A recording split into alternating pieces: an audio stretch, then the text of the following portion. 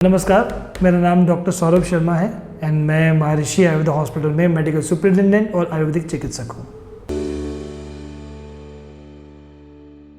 आज हम बात करने जा रहे हैं आयुर्वेद के बारे में।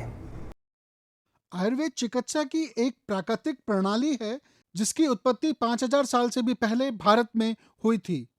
आयुर्वेद एक संस्कृत का शब्द है जिसका हिंदी में अर्थ होता है जीवन का विज्ञान। यानी आयुर्वेद हमें जीवन जीने का ऐसा तरीका सिखाता है जिससे जीवन हेल्दी, लंबा और खुशहाल बन सके।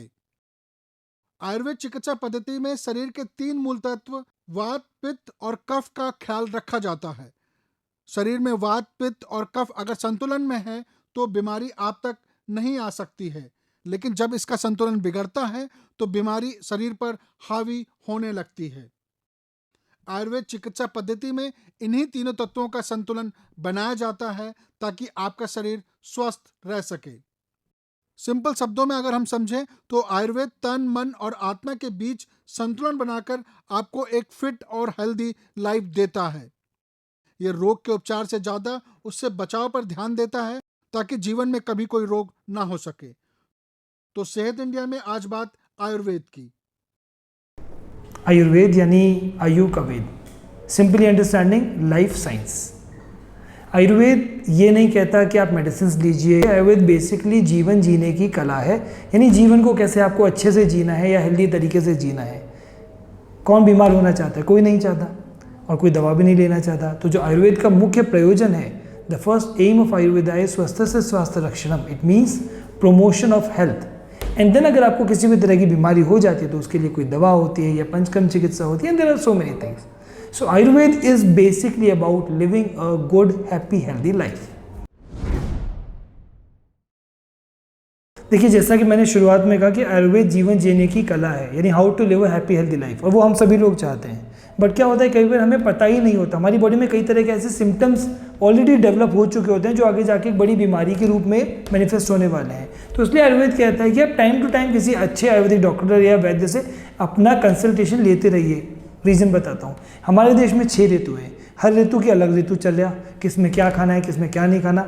उसके अलावा प्रकृति और नेचर, टाइम, जोन्स, हर चीज़ के हिसाब से हमारी बॉडी चेंज होती है। जब हमारी बॉडी चेंज होती है तो हमारी बॉडी में कहीं ना कहीं डिफरेंट तरह की बीमारियां या फिर कोई फॉरेन बॉडी बैक्टीरिया, वायरस वगैरह भी आ गया, उसकी वजह से बीमारियां होती है।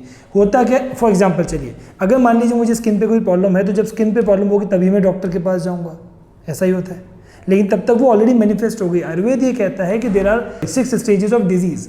अगर मैं किसी भी बीमारी को पहली स्टेज में ही पता कर लूँ तो छठी स्टेज तक जाने की ज़रूरत ही नहीं है। तो यहीं पे आयुर्वेद सबसे इंपॉर्टेंट है, क्योंकि अगर आप टाइम टू टाइम अपना कंसल्टेशन, अपना चिकित्सा करवाते रहते हैं, अपना ट्रीटमेंट करवाते रहते हैं, बॉडी में से टॉक्सिन्स को निकालते रहते हैं, तो आपकी बॉडी में बीमारियाँ होंगी ही नहीं। जो आप लोग हमारे पास आते हैं या किसी भी डॉक्टर के पास जाते हैं, आप लोग जाते हैं बीमारी लेकर, और हम कोशिश करते हैं आयुर्वेद में कि बीमारी को मैनिफेस्ट ही ना होने दें, उसको इनिशियल स्टेजेस पर ही पकड़ के, चाहे वो डाइट से, चाहे वो डेली रूटीन से, चाहे वो किसी भी तरह की आयुर्वेदिक दवाइयों से या पंचकर्म चिकित्सा से, हम उसको ट्रीट कर सकें।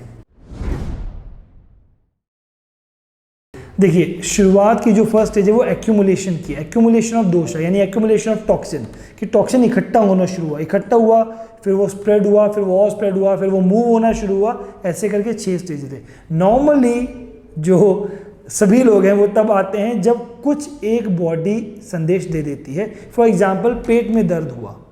अक्सर लोग क्या करते हैं, कोई दवा लेते हैं, ख़त्म हो जाता है। फिर पेट में दर्द हो, फिर वो ये करते हैं 4, 5, 6, 8, 10 बार करते हैं। फिर उनको लगता है नहीं, कुछ तो गड़बड़ है, चलो अल्ट्रासाउंड करा के आते हैं, चलो किसी डॉक्टर को दिखा के आते हैं। यानी जब ये स्टेज ऑलरेडी एडवांस हो चुकी, देखिए यहाँ भी अगर इंसान आ गया तो हम कुछ कर सकते हैं, बट एट टाइम्स क्या होता है, लोग चीज़ों को प्रोक्रेस्टिनेट करते हैं।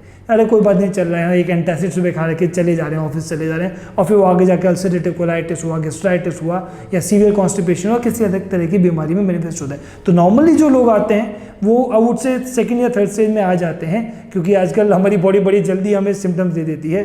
और जो एक ये भी कोरोना काल जो निकला, उसके बाद आई थिंक इतना तो हम सब लोग समझ चुके हैं कि शुभस्य शीघ्रम, जितना जल्दी हम किसी भी बीमारी को पकड़ लेंगे उतना जल्दी वो ठीक हो पाएगी। वरना कई बार एक चिकित्सक या डॉक्टर के लिए भी it is really difficult to treat disease when it is already manifested और it is already into a very very severe action. Ayurveda जैसा कि मैंने बोला कि बात करता है चिकित्सा पद्धति की, तो ये एक चिकित्सा पद्धति है जहाँ पे हम लोग पेशेंट को डायग्नोस करते हैं। जो हमारा मेन डायग्नोस्टिक प्रोटोकॉल है वो पल्स है, यानी कि नाड़ी विज्ञान है। तो नाड़ी विज्ञान बड़ा ही इंटरेस्टिंग है, क्योंकि नाड़ी से जब आप चेक करते हैं तो आपको उसकी सारी कहानी पता चल जाती है। सारी कहानी का मतलब ये है कि उसको क्या डिजीज़ है, क्या डिजीज़ हो सकती है, क्या उसका डाइट है, क्या उसका डेली रूटीन है, यानी आपको उसकी बॉडी के बैलेंस और इम्बैलेंस के बारे में पता चल जाता है। तो जो हमारा बेसिकली डायग्नोस्टिक प्रोटोकॉल है, वैसे तो त्रिविध चिकित्सा है, अष्टविध चिकित्सा है, दशविध चिकित्सा है, यानी कि इन सारे फेजेस की है। लेकिन जो आयुर्वेद कहता है वो कहता है भाई अगर आपने नाड़ी से, तो 3 तरह से आप सिंपल समझिए, दर्शन, स्पर्शन, प्रश्नम, परीक्षे, चरोग्रम। दर्शन यानी देख कर, स्पर्शन यानी स्पर्श करके, नाड़ी देख के, एंड प्रश्नम यानी question. This is the way I think even any allopathic doctor also does the same. Okay, they don't check the pulse the way, they just check the pulse rate. But Ayurveda में हम लोग pulse rate check नहीं करते, हम वात, पित्त, कफ तीनों दोषों को चेक करते हैं कि भाई कौन सा दोष इम्बैलेंस है। मान लीजिए वात दोष इम्बैलेंस है तो उसको हम चेक करेंगे, पता करेंगे कि कहीं वात कौन सा वाला, उसमें भी 5 भेद हैं कि कौन सा वाला है, कौन सी धातु, कौन सी टिश्यू, कौन सा ऑर्गन, कौन सा दोष किस जगह मैनिफेस्ट हो रहा है। ये पेन कर रहा है, एसिडिटी कर रहा है, रिफ्लक्स कर रहा है, वॉमिटिंग सेंसेशन दे रहा है, कोलाइटिस कर रहा है, गैस्ट्राइटिस कर रहा है, कॉन्स्टिपेशन कर रहा है, स्किन डिजीज कर रहा है। तो बहुत ही वेराइड है। लेकिन अगर डायग्नोसिस हो गया कि यार ये गड़बड़ हो रही है तो वो बड़ी जल्दी ठीक हो जाएगा, और अगर नहीं हुआ तो फिर बीमारियां चलती रहेंगी। तो आयुर्वेद चिकित्सा जो है या आयुर्वेदिक जो डायग्नोसिस है वो बहुत ही प्रिसाइज और टू द पॉइंट है, जहाँ पे हम लोग बात करते हैं नाड़ी परीक्षण की, जिससे ऑलमोस्ट हर बीमारी के होने और आगे होने वाले दोनों ही मैनिफेस्टेशंस को पता किया जा सकता है। फिर देखिए आयुर्वेद बहुत ही वेराइड है, बहुत ही ज़्यादा वास्ट है, क्योंकि आयुर्वेद बड़ी अच्छी सी बात कहता है, वो कहता है कि भाई एवरी इंडिविजुअल इज डिफरेंट। जैसे हर किसी का फिंगरप्रिंट अलग है, उसी तरह हर किसी की प्रकृति अलग है। तो होता क्या है, बेसिकली सबसे पहले इंसान की प्रकृति जानी जाती है कि भाई इसका बॉडी टाइप क्या है, वात है, पित्त है, कफ है, क्या है। फिर उसकी विकृति जानी जाती है कि भाई है इसकी कफ प्रकृति, बट अभी कौन सा इंबैलेंस चल रहा है। फिर उसकी डाइट जानी जाती है। हमारी जब जो एक आयुर्वेदिक कंसल्टेशन होती है उसमें एक पेशेंट और डॉक्टर का वो रिलेशन बनता है, जहाँ उसकी diet, daily routine, life style सब कुछ पता की जाती है। और फिर उसमें जो भी करेक्शंस करने हैं, मैं चेंजेस नहीं बोल रहा, करेक्शंस बोल रहा हूँ। उसने बोला सर मैं रात को 10 बजे खाना खाता हूँ। मैंने कहा यार 10 नहीं, आप 7:30 खाओ। चलो 7:30 प्रैक्टिस नहीं, 8 बजे खाओ। तो आधी प्रॉब्लम वहीं सॉल्व हो गई। जो बंदा रात को 10 बजे पहुँच के 11 बजे खाना बना रहा है, 11:30 तक खा रहा है, उसको अगले दिन बेचारे को एंटासिड तो खाना ही पड़ेगा ना। तो बहुत सिंपल सी चिकित्सा पद्धति है। तो ये तो हुआ फर्स्ट, जहाँ पे हम डाइट और डेली रूटीन से करेक्शन करते हैं। सेकंड तरीका क्या हो गया, कुछ दवाएं, हर्बल मेडिसिन है हमारे पास में, जिनका कोई साइड इफेक्ट नहीं होता। अक्सर लोग मुझसे बोलते हैं सर साइड इफेक्ट तो नहीं है, तो मैं यही बोलता हूँ कि यार साइड बेनिफिट है, जिसका कई बार मुझे भी नहीं पता होता। क्यों? क्योंकि आयुर्वेद की हर दवा एक रोग पर काम नहीं करती, वो एक सिस्टम पे काम करती है, सारी धातुओं पर काम करती है, सारे दोषों पे काम करती है। और इस तरह से अगर हम कोई भी आयुर्वेदिक दवा ले रहे हैं, एक ऑब्वियसली एक डॉक्टर के कंसल्टेशन से, उसके कंसेंट से, तो वो कई तरह के साइड बेनिफिट्स भी देती है। तो जो बेसिकली ट्रीटमेंट है, पहला हुआ डाइट और डेली रूटीन, सेकंड क्या हुआ दवा। और मान लीजिए कोई भी बीमारी पुरानी हो गई है, हाँ क्रॉनिक हो गई है, तो उसके लिए हमारे पास सबसे अच्छी चिकित्सा है जिसको हम बोलते हैं शोधन चिकित्सा, जिसे कहा जाता है पंचकर्म। पंचकर्म का मतलब क्लींजिंग। 5 कर्म है, वमन, विरेचन, वस्ति, नस्य और रक्तमोक्षण। इससे बॉडी की क्लींजिंग करना, यानी बॉडी का टॉक्सिन निकालना।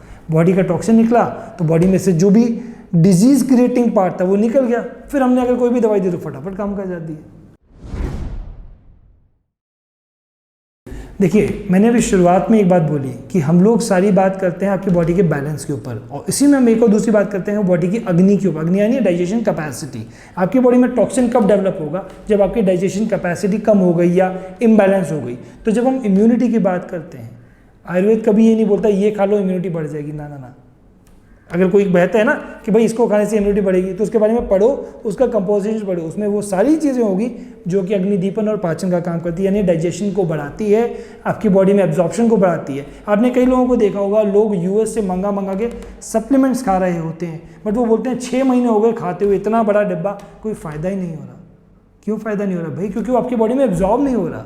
तो आयुर्वेद जब इम्यूनिटी की बात करता है, वो कहता है आपके लेकिन भोजन को पचाने की क्षमता, यानी डाइजेशन एंड एब्जॉर्प्शन कैपेसिटी अच्छी होगी, तभी आपकी बॉडी में इम्यूनिटी बनेगी। इम्यूनिटी में आयुर्वेद को कहा गया ओज।